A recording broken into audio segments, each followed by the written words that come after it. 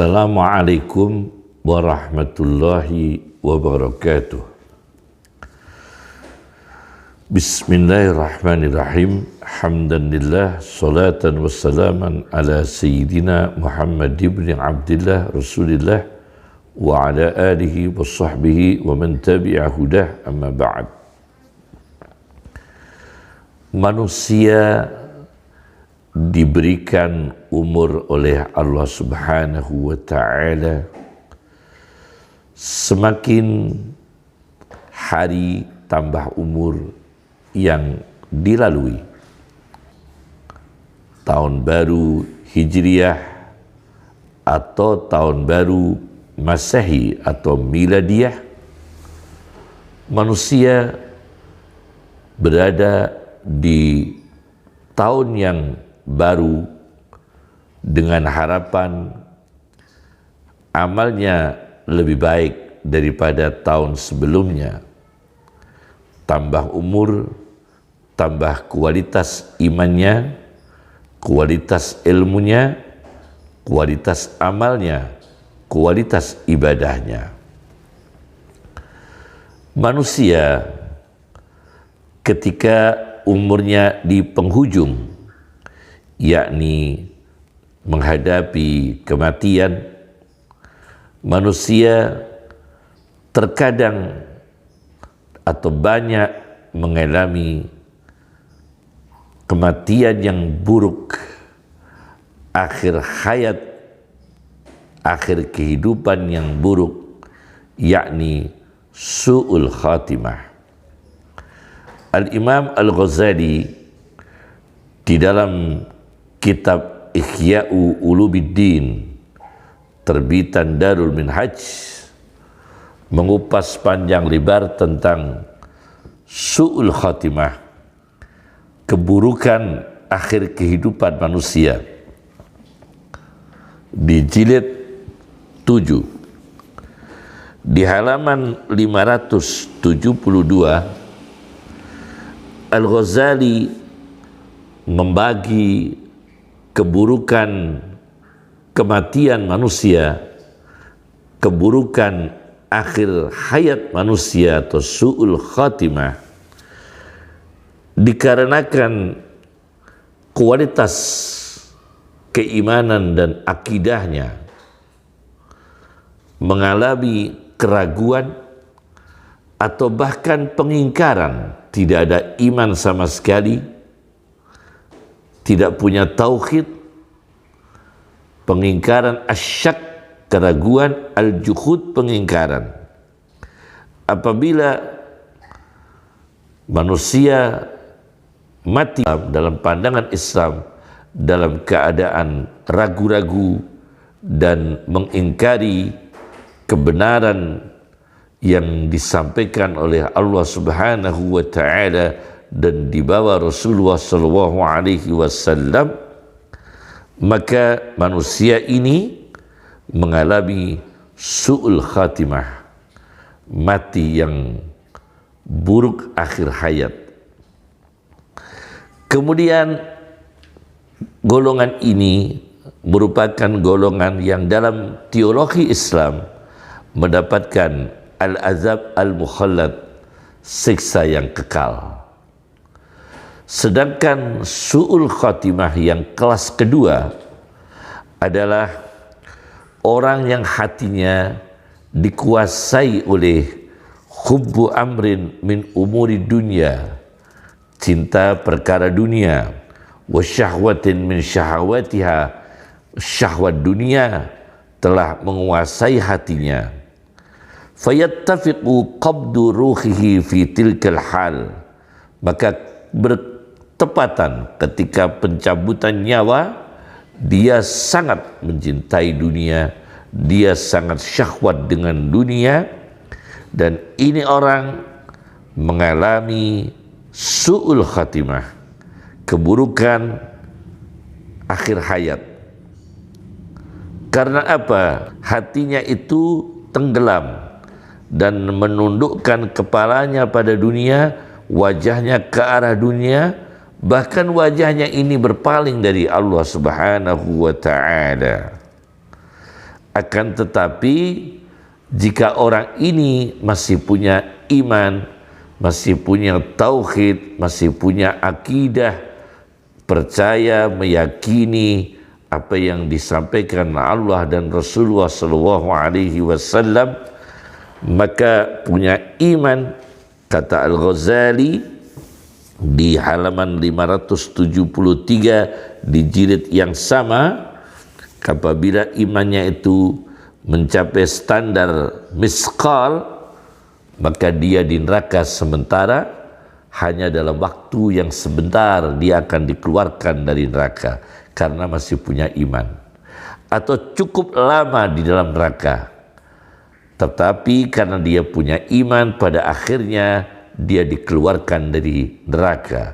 Ini akidah ahli sunnah wal jamaah.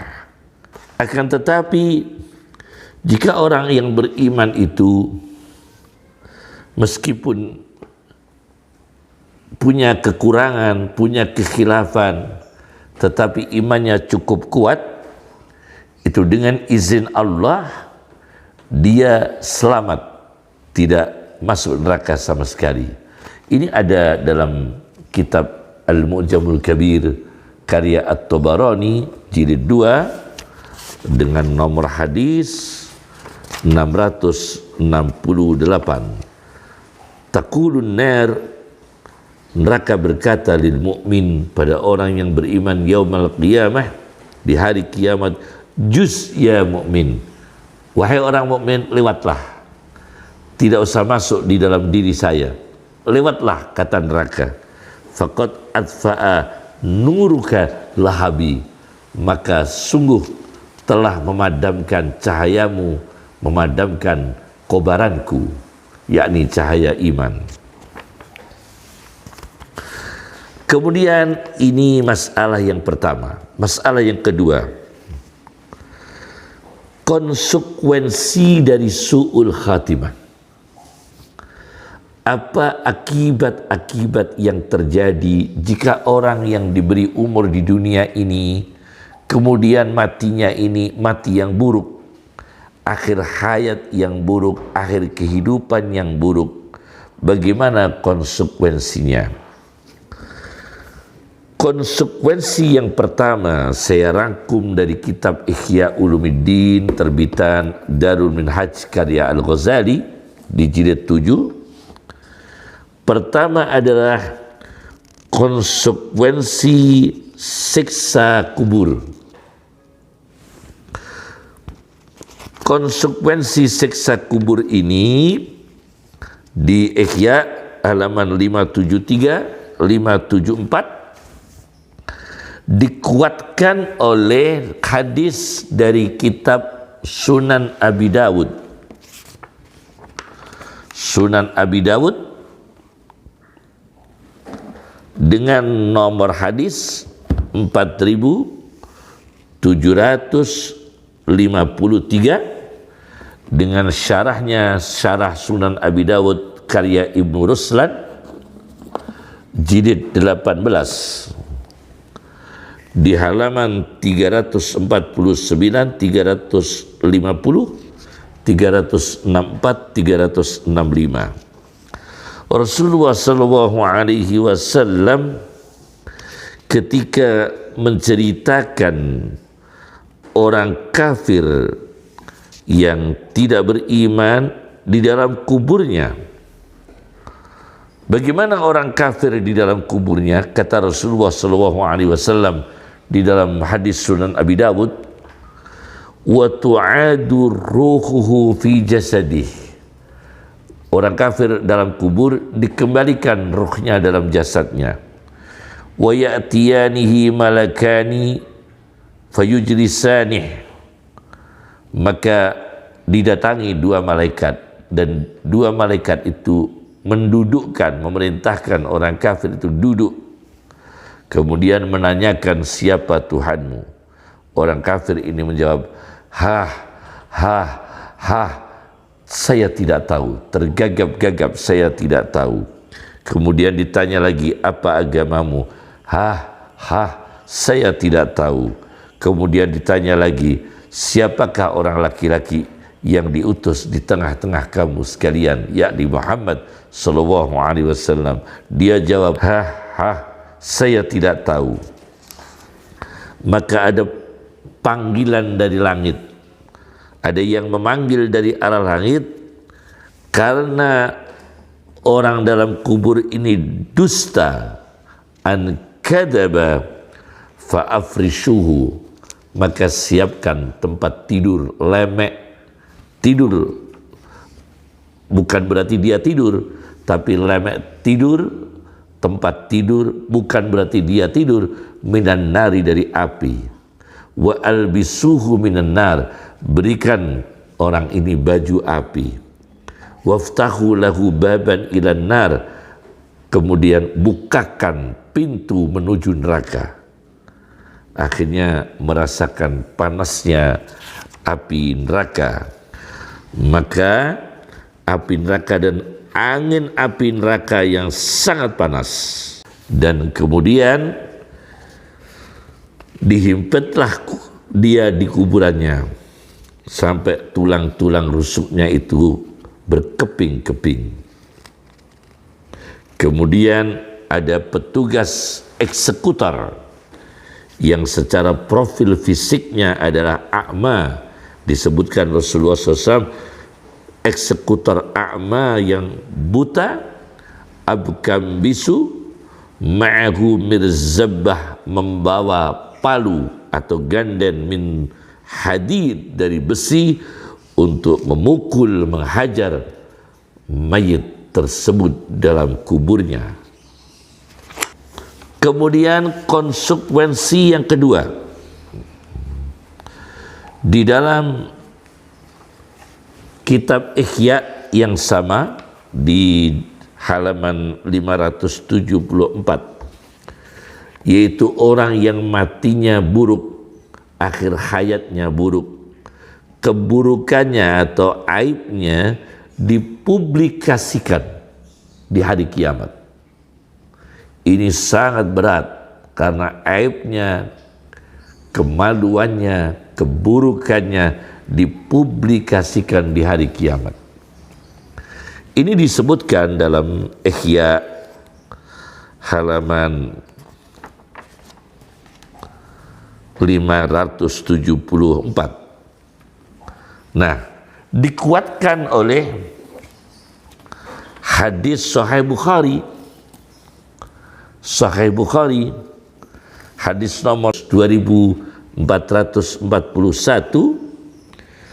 Rasulullah SAW bersabda, wa ammal kafiru wal munafiqun, dan adapun orang kafir, orang-orang munafik, fayaqulul ashhad, maka para saksi berkata, haula'il ladina kadzabu ala rabbihim, mereka inilah yang dusta kepada Tuhan mereka.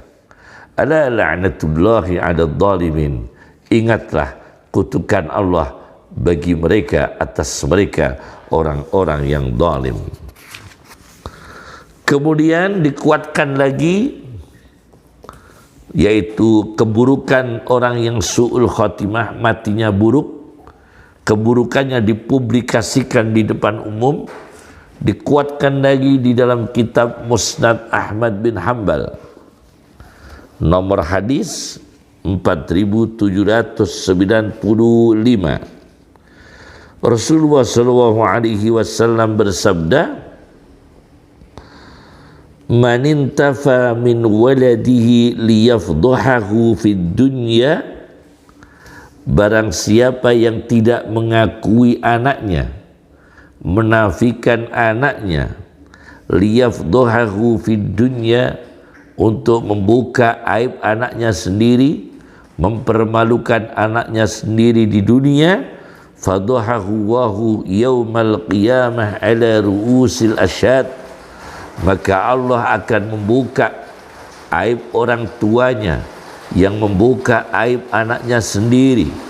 Akan dibuka oleh Allah di hari kiamat aib ayahnya, aib orang tuanya, di atas, di tengah-tengah kepala-kepala para saksi Qisas bi qisas, pembalasan yang sama dengan pembalasan yang sama. Konsekuensi su'ul khatimah, buruknya akhir hidup, akhir hayat. Konsekuensi yang ketiga adalah ketakutan menghadapi polisi penjaga neraka, atau Imam Ghazali menyebutnya dengan wahauluz zabaniyah, dan rasa takut menghadapi polisi penjaga neraka. Zabaniyah ini dikuatkan oleh satu hadis dalam kitab Musnadul Firdaus karya Ad-Dailami, hadis nomor 3376. Az-zabaniyatu yaumal qiyamah, polisi penjaga neraka pada hari kiamat lebih cepat bergegas segera ila fasaqati hamalatil Quran, untuk menghukum, untuk memberikan sanksi, untuk mengeksekusi para penghafal Al-Quran yang fasik, yakni hafal Quran bertentangan isi Qurannya sendiri, faham Al-Quran, ahli Al-Quran, cara hidupnya, akhlaknya, pola fikirnya, akidahnya bertentangan dengan Al-Quran sendiri.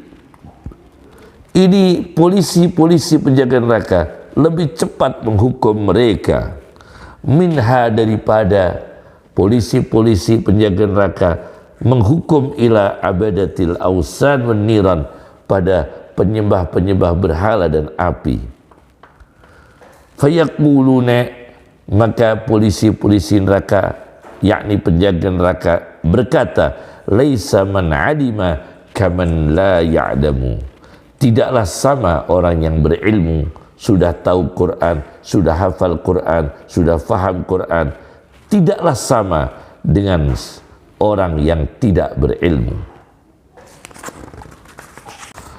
Masalah yang ketiga, kesimpulannya adalah su'ul khatimah, buruknya akhir hidup disebabkan oleh satu, asyak wal juhud, yaitu keraguan dan pengingkaran terhadap akidah, iman, tauhid yang disampaikan Allah dan Rasulullah sallallahu alaihi wasallam. Misalnya Al-Ghazali menyebut di sini halaman 575 jilid 7 kitab Ihya Ulumuddin terbitan Darul Minhaj, al-mubtadi az-zahid, orang aliran bid'ah meskipun zuhud dunia. Kata Al-Ghazali, dia berakidah tentang zat Allah, tentang sifat Allah, tentang tindakan Allah, berbeda dengan yang sebenarnya. Meskipun dia zuhud dunia,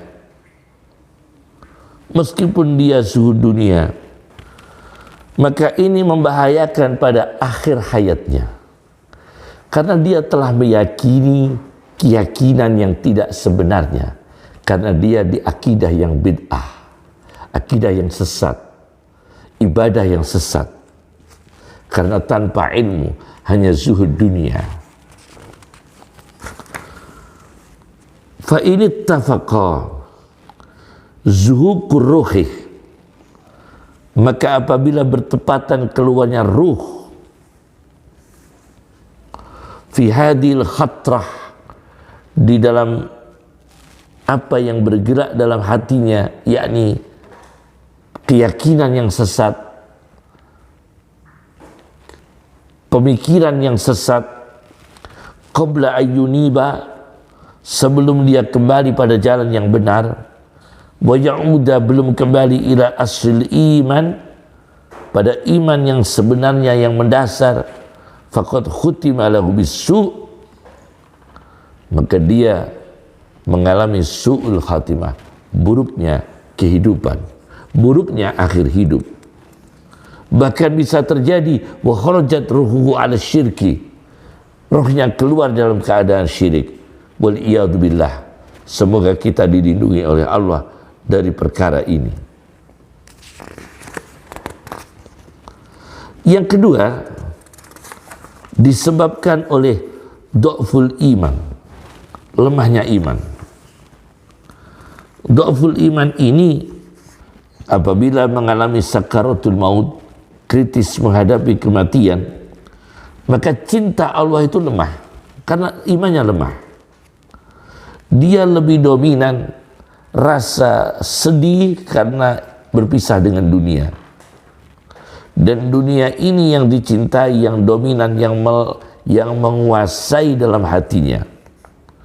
Maka hatinya terasa sakit karena akan berpisah dengan dunia.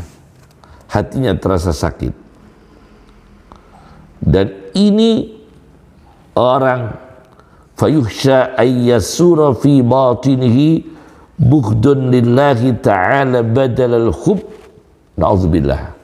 Maka ketika dia mati, dikhawatirkan dalam batinnya itu muncul kebencian kepada Allah, kesal kepada Allah, pengganti cinta kepada Allah diganti dengan kesal ketika mati karena meninggalkan duniawinya, meninggalkan meninggalkan kekayaannya, meninggalkan asetnya, meninggalkan jabatannya, meninggalkan pengaruhnya, meninggalkan anak-anaknya. Ini bahaya sekali, dia mencintai sampai lupa cinta Allah Subhanahu wa ta'ala.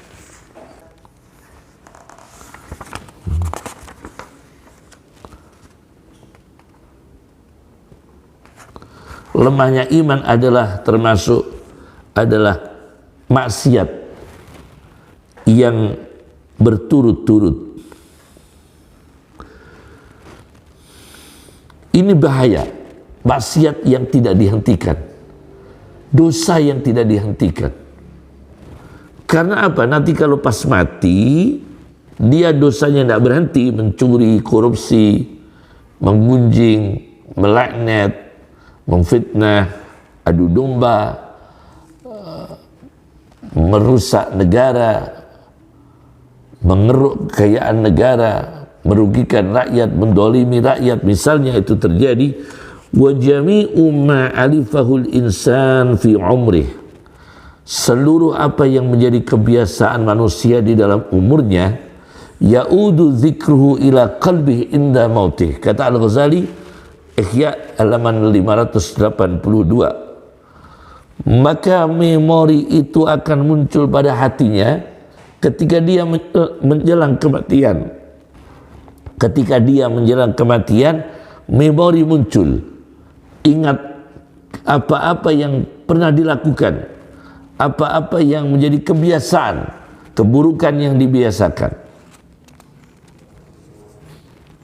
Nah, kalau dominan adalah cinta ibadah, maka ketika mati, memorinya adalah memori kebiasaan ibadah. Kalau dia suka melakukan kejahatan, kedoliman, apalagi membunuh, membantai, apalagi mengintimidasi orang yang tidak bersalah, menganiaya para ulama misalnya, apabila itu terjadi, maka dia ketika mati, memorinya adalah apa yang biasa dia lakukan, yaitu kejahatan, keburukan.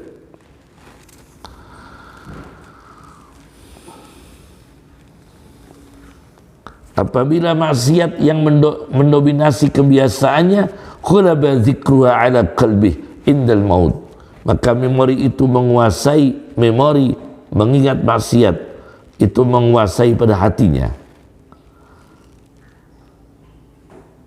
dan hatinya ini terikat dengan maksiat. Fayataqayyadu biha qalbuh wa yasiru mahjuban 'anillah, dan dia tertutup, terhijab dari Allah Subhanahu wa ta'ala, dari Allah Subhanahu wa ta'ala. Ini masalah ketiga, Masalah keempat adalah yang sangat berbahaya, yaitu khatiru su'in, yaitu suara hati, bisikan hati yang buruk. Detik per detik menjelang kematian, asalnya imannya kuat, ibadahnya kuat, ilmunya kuat, tapi detik per detik menjelang kematian muncul khatirus su', pikiran yang buruk terhadap Allah, buruk terhadap Islam, buruk pikirannya. Ini berbahaya pada kematian, su'ul khatimah. Al-Ghazali mengutip satu hadis Nabi SAW. Saya baca di Ihya halaman 588, hadis innar rajula la ya'malu bi amali ahlil jannah khamsina sanah. Sesungguhnya ada laki-laki sungguh beramal dengan amalnya ahli surga selama 50 tahun. Hatta la yabqa bainahu wa bainal jannah illa fuwaqun naqah. Sehingga tidak ada jarak antara dia dan surga kecuali fuwaqun naqah, waktu antara dua perahan susu onta betina, kecuali hanya waktu antara dua perahan susu onta betina, hanya beberapa detik. Fayuhtamu lahu bima sabaqa bihil kitab, tapi dia diakhiri dengan takdir qada Allah, dia su'ul khatimah, maka dia matinya tragis, tidak mati yang baik, yakni su'ul khatimah, akhir hayat yang buruk. Na'udzubillah min dzalik. Hadis ini ditulis oleh Al-Ghazali dalam kitab Ihya Ulumuddinnya. Saya baca dengan redaksi yang agak berbeda di kitab Al-Mu'jamul Awsat karya At-Tabarani. Kalau tadi Al-Mu'jamul Kabir, ini Al-Mu'jamul Awsat. Ada juga Al-Mu'jamul Saghir. Tiga-tiganya karya At-Tabarani. Al-Mu'jamul Awsat di hadis nomor 2469. Di sini innar rajula, hadisnya innar rajula la ya'malu bi amali ahlil jannah sab'ina sanah. Sesungguhnya ada laki-laki sungguh beramal amalnya ahli surga sab'ina sanah, 70 tahun. Kalau di Ihya 50 tahun. 70 tahun. Fayuhtamu lahu bi amali ahlin nar, tapi pada akhirnya dia dipungkasi dengan perbuatan ahli neraka. Fayakun min ahlin nar, fayakunu min ahlin nar, maka akhirnya dia menjadi ahli neraka. Na'udzubillah min dzalik. Semoga kita diberikan tambah umur yang berkah dengan tahun yang baru ini, tahun baru Hijriah, khususnya tahun baru, bahasa khususnya tahun baru Hijriah atau tahun baru Miladiyah. Semoga kita tambah umur dengan berkah, meningkat imannya, meningkat ilmunya, meningkat ibadahnya, meningkat amal solehnya, dan kita tawaffana muslimin, kita dijadikan oleh Allah, ditakdirkan Allah husnul khatimah, berakhir hidup yang baik, mati dalam keadaan Islam, iman dan ihsan, beramal baik terhadap muslim maupun non muslim, terhadap manusia maupun binatang maupun tumbuhan, terhadap alam semesta. Assalamualaikum warahmatullahi wabarakatuh.